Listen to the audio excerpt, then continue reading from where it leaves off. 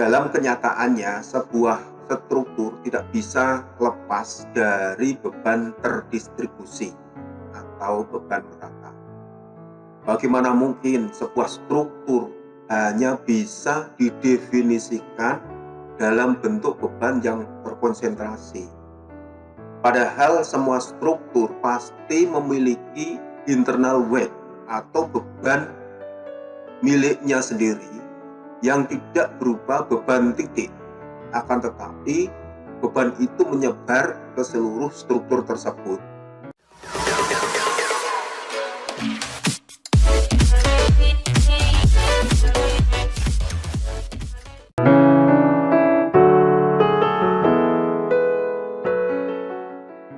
Baik, sebelum membahas lebih jauh mengenai beban terdistribusi, mari kita cermati terlebih dahulu konsep dari pembebanan terdistribusi sendiri itu seperti apa. Jadi beban terdistribusi itu beban yang merata pada struktur yang dikenai pembebanan tersebut. Jadi beban terdistribusi itu bisa digambarkan dalam bentuk anak panah yang banyak, ya. Sehingga itu ada keterangan Q sama dengan 10 kilonewton per meter. Nah, artinya batang ini dalam setiap meternya itu memiliki gaya sebesar 10 kilonewton. Nah, sehingga kalau di sini 4 meter, ya, maka beban total itu sebenarnya adalah 4 kali 40, 4 kali 10 sama dengan 40. Nah, untuk menyelesaikan beban terdistribusi itu tidak bisa secara langsung diselesaikan, namun harus dibuat menjadi beban yang terkonsentrasi.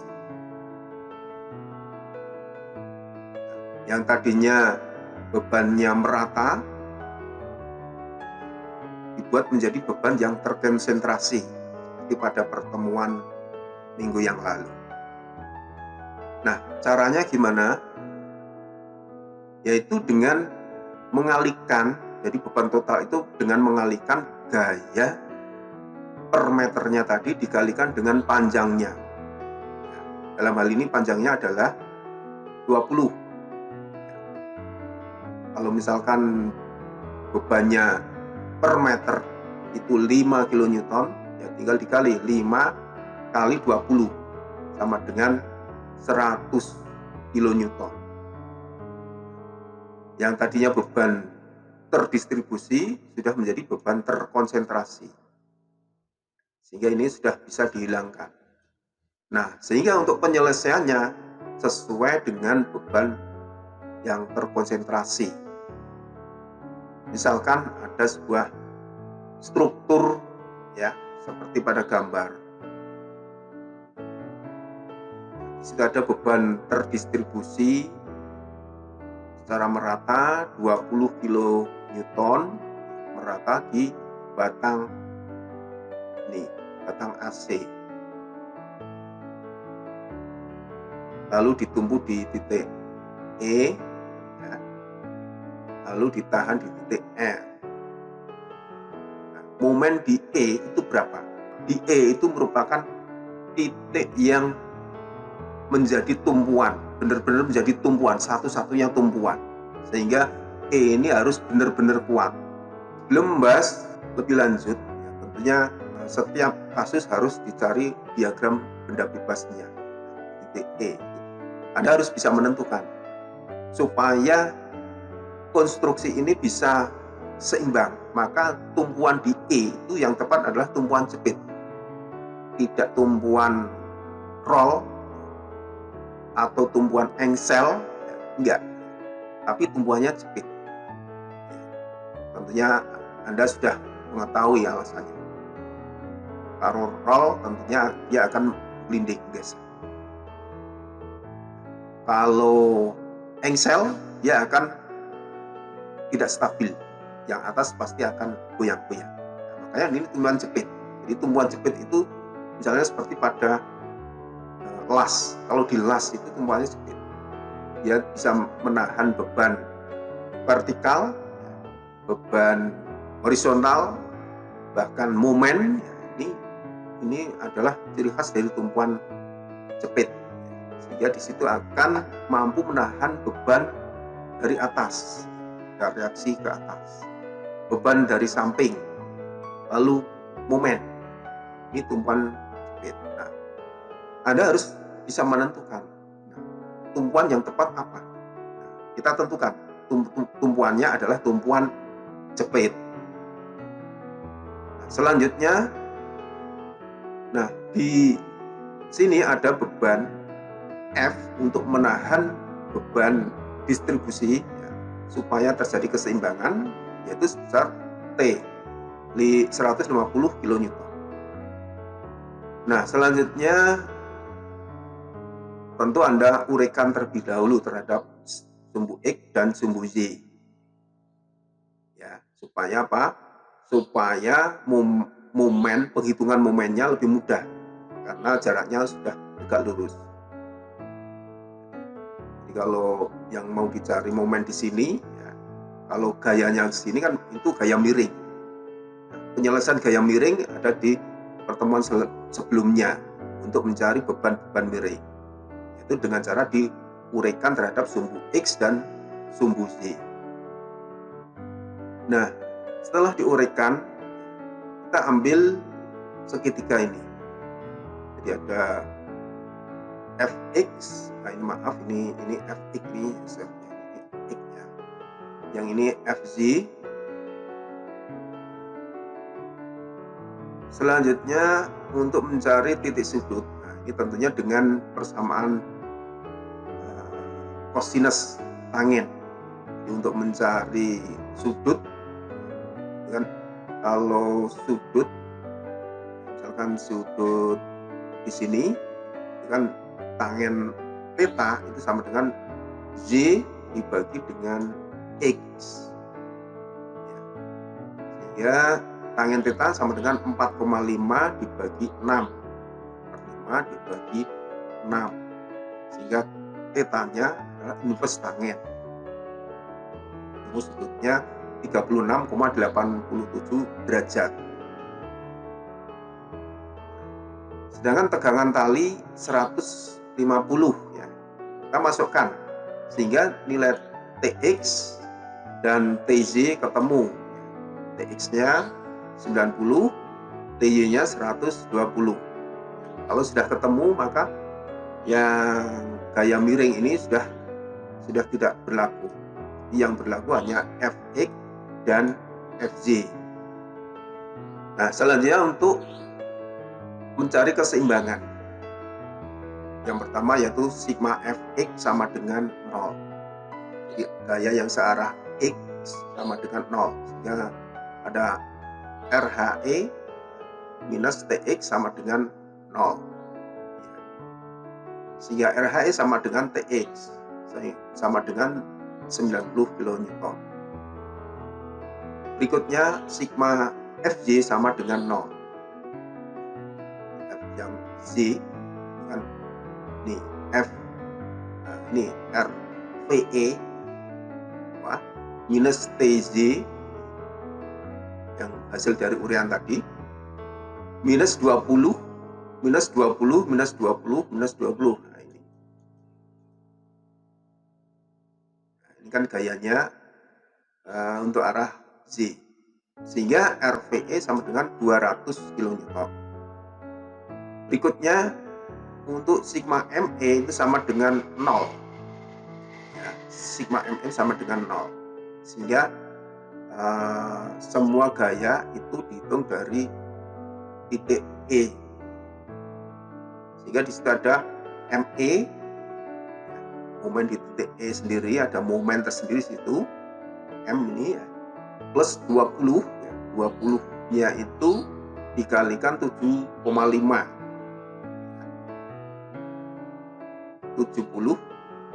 20 dikali 7,5.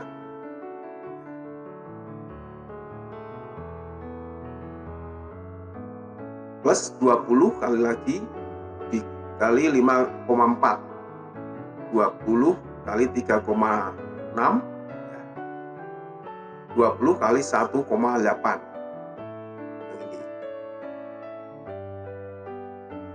jaraknya itu ini kan jaraknya. Ini gayanya, berarti jaraknya itu ini. Minus TJ ini. Nah, ini dikali 4,5 ini jaraknya. Nah, sehingga ME sama dengan sekian. BJJ ini berlawanan dengan jarum jam. Jadi arahnya itu berlawanan dengan jarum jam. Jadi arah momennya kebalik ya. Ini dari sini ke sini. Berlawanan dengan arah jarum jam.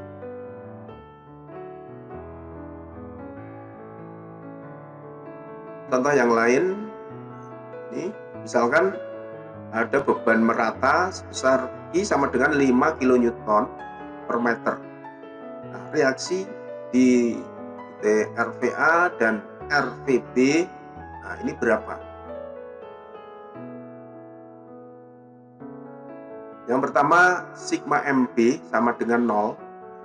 Sigma MB sama dengan 0, artinya semua momen itu dihitung dari titik B semua. Sehingga di situ ada RVA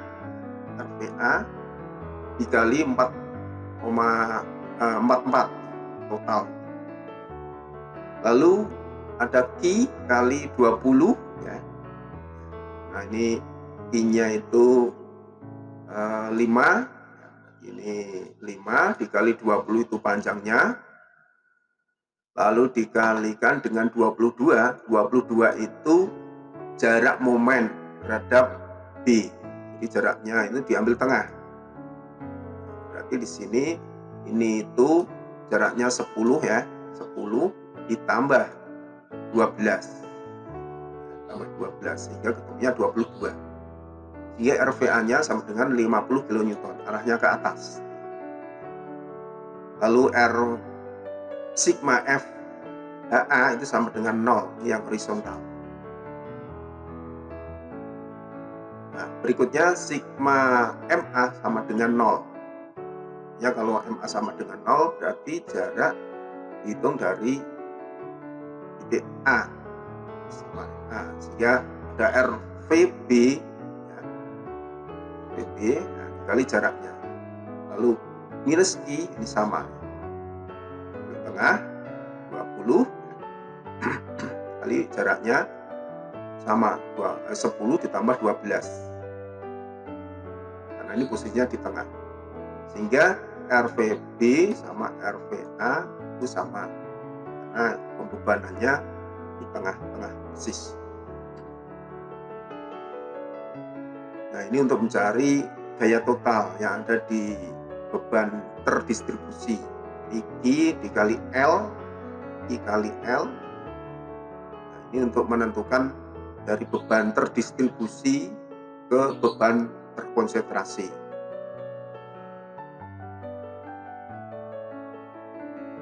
Contoh yang lain, ini ada beban kombinasi ya antara terdistribusi dengan yang terkonsentrasi. Supaya konstruksi ini bisa setimbang, tumpuan di RVA dan RVB ini berapa? Sehingga sigma F HA sama dengan 0. Nah, hanya satu gaya saja, maka ini tetap sama. Lalu sigma MA sama dengan 0, berarti ininya dianggap momennya 0. Sehingga disitu ada RVB ya, dikali jaraknya ini jaraknya. Terus ada F2 dikali jaraknya dari sini ke sini. Ada F1 jaraknya dari sini menuju sini. Lalu untuk beban terdistribusi, ini jaraknya di tengah ini. Berarti ini ada jarak 2 dikali Q-nya 10 ya, dikali jaraknya ini 4. Demikian juga untuk yang sigma MB sama dengan 0, berarti ininya semua jarak dihitung dari titik B semua. Sehingga ini juga sama, RVA-nya 10 sama tadi ya. Lalu beban terdistribusi ini harus dibuat menjadi beban terkonsentrasi. Titik tengahnya di sini. Di beban totalnya 10 dikali 40, jaraknya di sini. Jadi kalau diukur dari titik B, berarti jaraknya ini. Nah, itulah tadi cara untuk menyelesaikan statis tertentu untuk pembebanan terdistribusi. Dari situ dapat saya simpulkan bahwa pada intinya untuk bisa menyelesaikan pembebanan terdistribusi, Anda harus terlebih dahulu untuk mengkonversi dari jenis pembebanan terdistribusi menjadi beban yang terkonsentrasi. Ya, caranya yaitu dengan mengalihkan antara beban persatuan panjangnya dengan panjang total dari beban tersebut. Oke, saya kira cukup. Jika ada pertanyaan, silahkan Anda bisa menuliskan di kolom komentar yang ada di bawah ini. Sebisa mungkin kami akan menjawabnya. Terima kasih.